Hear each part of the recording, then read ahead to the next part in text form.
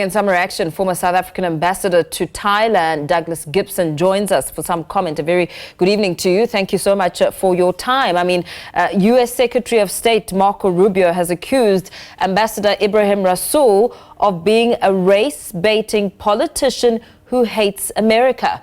What is your reaction? Paul, thank you for having me, and I'm glad to speak to your viewers tonight. Ambassador Ibrahim Rasool is not a hero. He's made his name in the history books as the first ambassador since 1994 to be declared persona non grata. I think in that he's let down South Africa, President Ramaphosa, and himself. Instead of promoting the interests of South Africa, and during a crucial time in the relations between the USA and our country, he's gone out of his way to make personal statements and hugely critical statements about the President of the United States and also about the big policy of MAGA, Make America Great, which was Trump's big trump card during the election. I think this was a huge mistake. Ambassadors are entitled to have personal feelings, but they're certainly not entitled to attack the head of state and the local policies of their host country. And in doing so, I think Ambassador Rasool was arrogant, and he certainly didn't serve the interests of South Africa. Yeah, absolutely. I mean, you say he's let down South Africa, and of course his remarks come at a very crucial time. And these remarks come after President Ramaphosa, in fact, days after President Ramaphosa responded to questions from MPs in the National Assembly saying that Rasool was on ground in Washington engaging with stakeholders to underscore the importance of deepening economic ties, cultural, political relations between USA and SA. And it's all gone south. What sort of damage control will be needed? Because we know that we are already, as a country, really just walking on eggshells. There's really no excuse for Ambassador Rasool. Not only did he serve in Washington for 4 years, 10 years ago, making him an experienced diplomat, but he also underwent training now before he went off to the USA.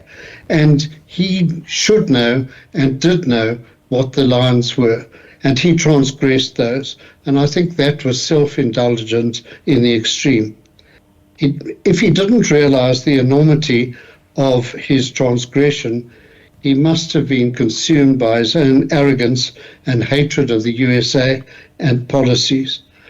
He, of course, is known for his boundless support of the terrorist organizations Hamas and Hezbollah.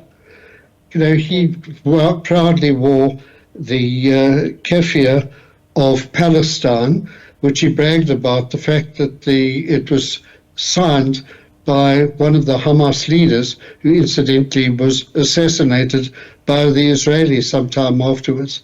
He was an enormously inappropriate appointment in the first place. I can't believe that Mr. Minister Lamola recommended it to Mr. President Ramaphosa. Sounds much more like Naledi Pandor recommendation. But whatever it was a huge mistake appointing that man with his reputation to Washington. Now, what's really important is to decide for President Ramaphosa to decide what steps now. And I think really the first one is to see how we can fix up the relationship as far as possible with the United States of America. Not because we necessarily love them, but particularly because tens of thousands of South Africans are dependent for their jobs on the United States of America. Yeah. For example, under AGOA, we have tariff-free access to the US market for our exports. Yeah. America is one of the few places where we actually have a trade balance in our favor. We make a profit. Unlike with China, China makes a profit out of us. And there are apparently about 90,000 direct jobs flowing from AGOA, and there's something like 200,000 other indirect jobs further down the scale.